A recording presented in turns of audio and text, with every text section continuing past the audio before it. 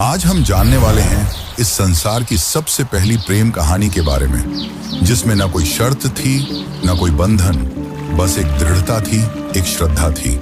इस कहानी में रंग भी है और दुख का संग भी। यह है शिव और सती की अमर प्रेम कहानी, जिसमें प्रेम है, त्याग है और अंत में एक नई शुरुआत है। तो आइए जानते हैं इस महान प्रेम कथा को, सती कथा को। सती!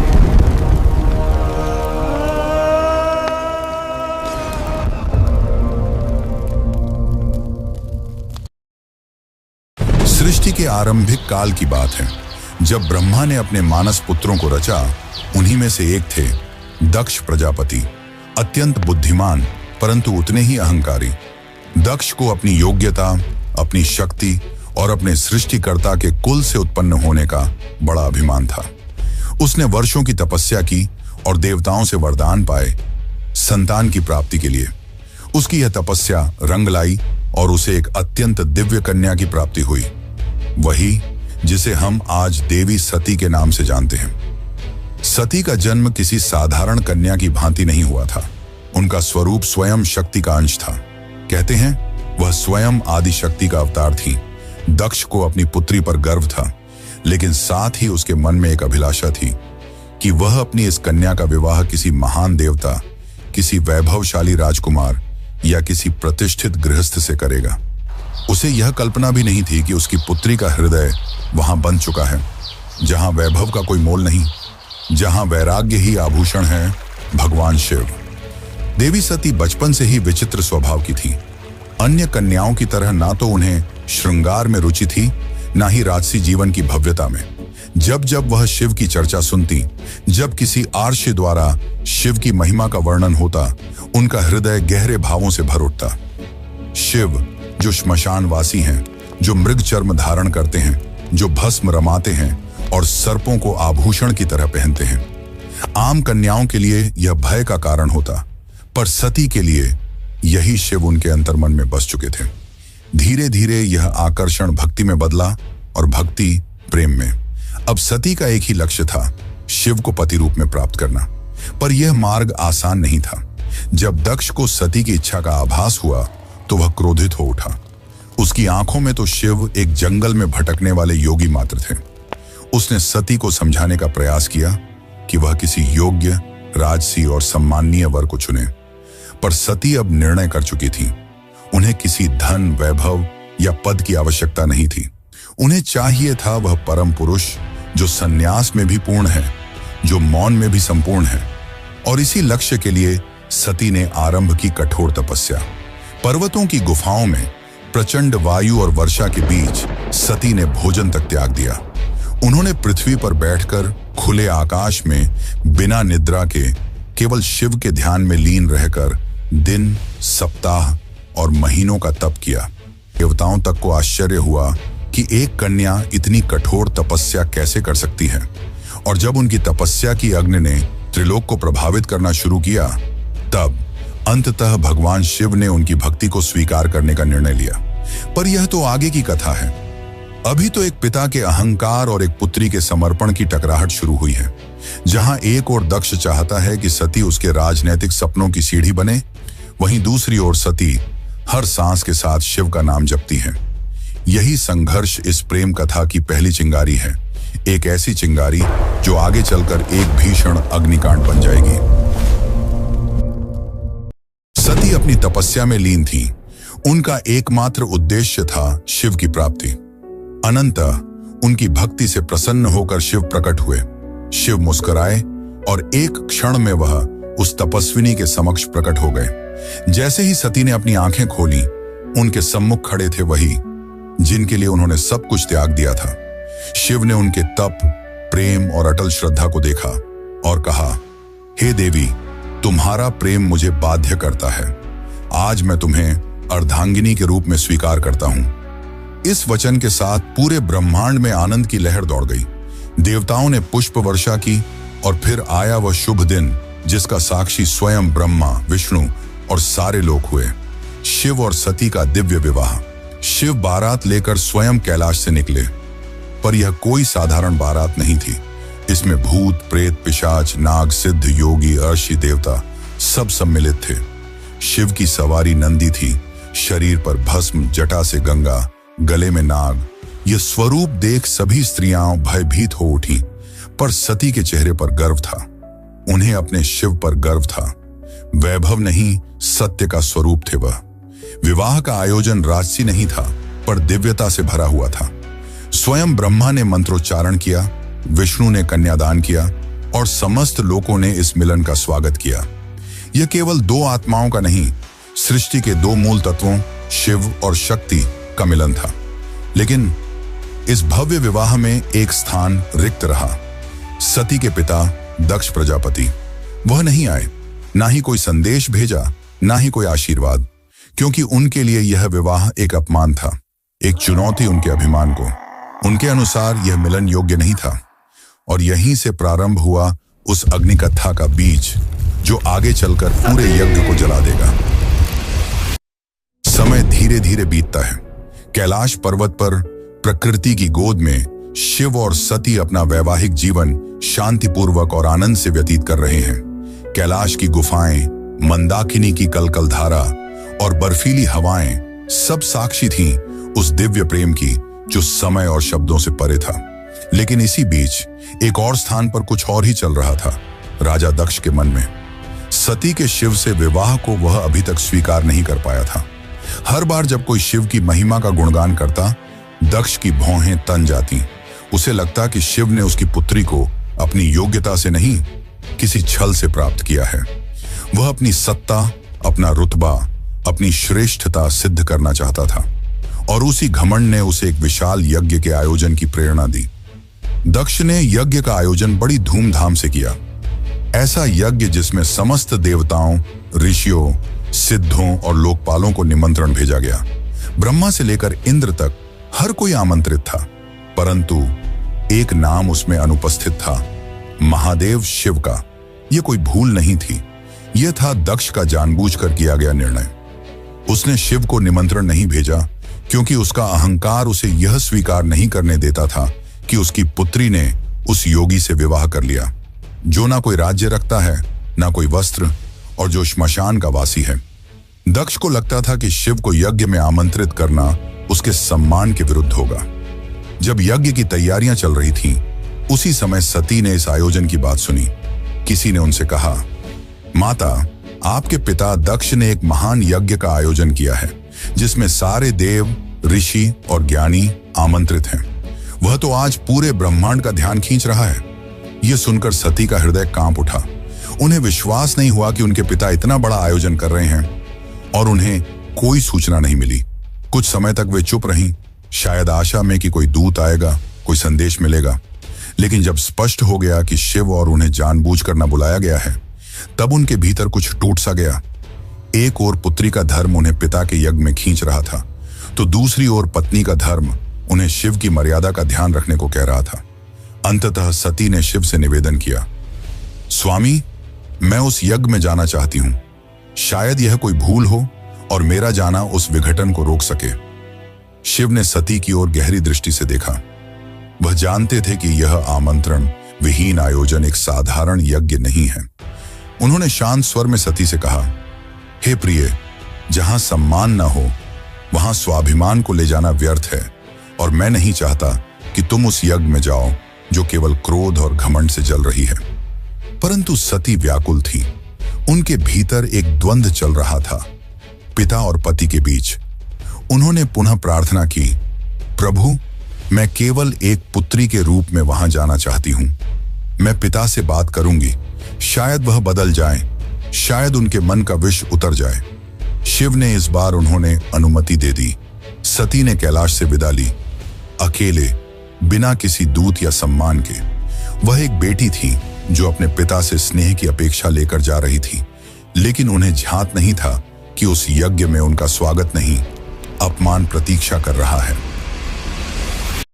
सती जब यज्ञ स्थल पर पहुंची तो उनके मन में उम्मीद थी कि पिता के नेत्रों में बेटी को देखकर कोमलता जगेगी, उनके मुख से स्वागत के शब्द निकलेंगे।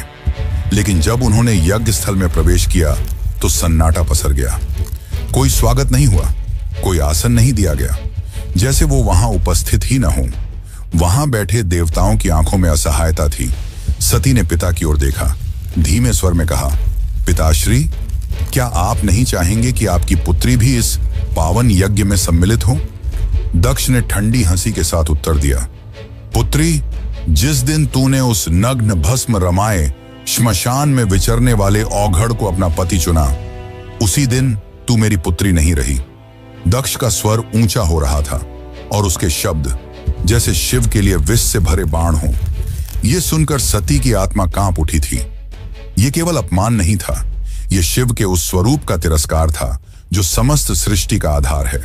वे उठी, सभा की ओर देखा और बोली, तुम सब यहां धर्म की बात करने आए हो, यज्ञ की बात करते हो, पर जिस शिव के बिना कोई यज्ञ संपन्न ही नहीं हो सकता, उसी शिव का तुम अपमान करते हो। फिर उन्होंने आगे कहा, जिसे तुम औघड़ कहते हो वही काल का भी काल है। जिसे तुम श्मशानवासी कहकर हंसते हो वही मृत्यु से परे है, और जिसे तुम भस्मधारी कहते हो वही भस्म से मोह को जलाता है। उनकी आंखों में आंसू थे, लेकिन स्वर तेज था, ऐसा तेज कि स्वयं देवता भी सिर झुका लें। सभा स्तब्ध थी, कोई उत्तर नहीं दे सका, लेकिन सती का हृदय अब टूट चुका था। उन्होंने कहा, जिस शरीर ने आज मेरे प्रभु का अपमान सुना है, वह शरीर अब इस संसार के योग्य नहीं, और वे सीधे यज्ञ कुंड की ओर बढ़ी। वहां उपस्थित देवता उन्हें रोकना चाहते थे, पर सती अब कोई नारी नहीं थी, वह साक्षात अग्नि बन चुकी थी। उन्होंने अपने नेत्र बंद किए, शिव का स्मरण किया और अग्नि में कूद गईं। उनके चेहरे पर भय नहीं था, बल्कि एक शांति थी, एक समर्पण था जो पूरे यज्ञ मंडप को झकझोर गई। अब इस यज्ञ की अग्नि से वो तूफान उठने वाला था जो पूरे को तबाह कर सकता था। तो चलिए अब जानते हैं आगे की कथा। लेकिन उससे पहले अगर आपको वीडियो अच्छी लग रही है तो वीडियो को लाइक जरूर करें और कमेंट में लिखें, हर हर महादेव। कैलाश पर शांति थी, पर वह शांति तूफान से पहले की थी। जब भगवान शिव को यह ज्ञात हुआ कि उनकी अर्धांगिनी अग्नि में समर्पित हो गई, तो उनके हृदय में तूफान उमड़ पड़ा। आंखों में वेदना, मन में शून्यता और आत्मा में आग। ये वो शिव थे जिनका क्रोध ही प्रलय कहलाता है। शिव अपनी समाधि से उठे, उनकी जटाएं लहराईं, नेत्र रक्तिम हो उठे और सारा ब्रह्मांड कांप उठा। फिर अपने दोनों हाथों से अपनी जटाएं पकड़ी और उन्हें पृथ्वी पर पटक दिया। उसी क्षण पृथ्वी फटी और उस क्रोध की ज्वाला से प्रकट हुआ एक रूप, भयंकर, तेजस्वी और अजेय, वीरभद्र। वीरभद्र कोई सामान्य योद्धा नहीं था, वह शिव के विकराल रूप का अंश था। उसका शरीर अग्नि सा दीप्यमान था, आंखों में प्रतिशोध की ज्वाला, हाथ में तलवार। उसका प्रकट होना सृष्टि के संतुलन को डगमगाने लगा था। वीरभद्र प्रचंड गति से दक्ष के यज्ञ की ओर बढ़ चला। जिस दिशा में वह चलता, धरती कांपती, आकाश बदलता और देवताओं के हृदय कांप उठते। जैसे ही वीरभद्र यज्ञ स्थल पर पहुंचा, आकाश में अंधकार छा गया और वीरभद्र प्रकट हो चुका था। उसकी उपस्थिति मात्र से यज्ञ की अग्नि थर्रा उठी। वह बिना रुके आगे बढ़ा। पहले यज्ञ वेदी को तोड़ा, फिर वेद पाठ करने वाले ब्राह्मणों को हटाया। उसकी आंखों में एक ही लक्ष्य था, दक्ष। वीरभद्र के सामने कोई नहीं टिक सका। वह अकेला था, परंतु अजेय। उसके प्रत्येक प्रहार में शिव का शाप था और हर गर्जना में सती का विलाप। अंततः वह दक्ष के सामने पहुंचा। दक्ष अब भी अपने अभिमान में डूबा था। वह चिल्लाया, मैं यज्ञ करता हूं, मुझे कोई छू नहीं सकता। वीरभद्र ने उसकी आंखों में देखा और कहा, तू पिता कहलाने योग्य नहीं। आज तुझे उसी अग्नि में भस्म करूंगा जिसमें तूने धर्म का मजाक उड़ाया। और एक ही झटके में वीरभद्र ने अपनी तलवार से दक्ष का सिर धड़ से अलग कर दिया। पूरी सभा में सन्नाटा छा गया। देवता स्तब्ध रह गए। यज्ञ की अग्नि बुझ गई और पृथ्वी पर सिर्फ राख रह गई। वो राख जो अहंकार, अधर्म और अपमान की अंतिम परिणति थी। वीरभद्र शिव की आज्ञा पूरी कर चुका था। पर यह कहानी यही नहीं रुकती। अब आएगा वो क्षण जब शिव स्वयं यज्ञ स्थल पर पहुंचेंगे, सती के शव को उठाएंगे और सृष्टि में संतुलन डगमगाएगा। जब महादेव यज्ञ स्थल पर पहुंचे, उन्होंने सती के जले हुए शरीर को देखा। वह दृश्य ऐसा था जिसने स्वयं काल को रुला दिया। शिव ने धीरे से कंपाते हाथों से अपनी सती को बाहों में उठा लिया। उनकी आंखों से आंसू थे और फिर वह चल पड़े। शिव सती के शव को अपनी गोद में लिए पूरे ब्रह्मांड में भटकने लगे। उस विरह में जो पूरे ब्रह्मांड को भयभीत कर रहा था, ब्रह्मांड असंतुलित होने लगा। देवता भयभीत हो उठे। यदि शिव यूं ही विलाप करते रहे तो सृष्टि का संतुलन टूट जाएगा, प्रलय आ जाएगा। तब सभी देवता भगवान विष्णु के पास पहुंचे और उनसे सृष्टि को बचाने की प्रार्थना की। तब विष्णु ने अपना सुदर्शन चक्र चलाया। जैसे ही सुदर्शन चक्र चला, उसने सती के शरीर को टुकड़ों में विभाजित कर दिया। शिव कुछ क्षणों के लिए रुके पर प्रतिरोध नहीं किया। यह सृष्टि के लिए आवश्यक था। जहां जहां सती के अंग गिरे वहां दिव्य ऊर्जा फैल गई। पृथ्वी के वे स्थान शक्ति से भर उठे और वहीं बने शक्तिपीठ। ये कोई सामान्य स्थल नहीं थे। ये उस अमर प्रेम की गवाही थे जो शिव और सती के बीच था। ये थे वे स्थान जहां स्त्री, शक्ति, प्रेम, बलिदान और भक्ति सब कुछ एक साथ साकार हुए। कुछ स्थानों पर सती की आंखें गिरीं, कहीं उनका हृदय, कहीं उनके केश, तो कहीं उनके चरण, और हर स्थान एक केंद्र बन गया मां शक्ति का, जो हर रूप में पूजनीय हुई। कभी दुर्गा, कभी भैरवी, कभी भवानी। यही वे स्थान हैं जिन्हें आज हम कामाख्या, वैष्णो, ज्वाला, हिंगलाज और तारापीठ जैसे नामों से जानते हैं। इस प्रकार सती के वियोग से जन्मे ये शक्तिपीठ न केवल देवी के अंग हैं, ये उस प्रेम की शाश्वत उपस्थिति है जो आत्मा से आत्मा तक जुड़ता है। शिव अंततः हिमालय लौटे, पर अब वह ध्यान मग्न हो गए। वर्षों तक एक चट्टान की भांति बैठ गए, समाधि में डूबे। ना शब्द, ना गति, ना भावना, बस मौन और सती की स्मृति। काल की धारा आगे बढ़ती है, युग बदल जाते हैं, पर कुछ कहानियां समय की सीमाओं से परे होती हैं, और सती की कथा उन्हीं में से एक है।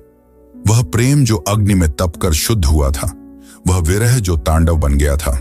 उस अधूरी यात्रा को अब पूर्ण होना था, पर यह कहानी यहां समाप्त नहीं होती। प्रेम का सफर यहीं पर रुकने वाला नहीं था। जहां अग्नि ने प्रेम का रंग दिखाया था, वहीं से एक नई दास्तान का पैगाम आने वाला था। सती के बलिदान से जो प्रेम जला था, वही आग पार्वती के रूप में फिर फलने वाला था। यह अंत नहीं, यह शुरुआत है। शुरुआत है एक अमर, अनसुनी और अनोखी प्रेम कहानी की। यह शुरुआत है शिव और पार्वती की। यह शुरुआत है एक नए युग की।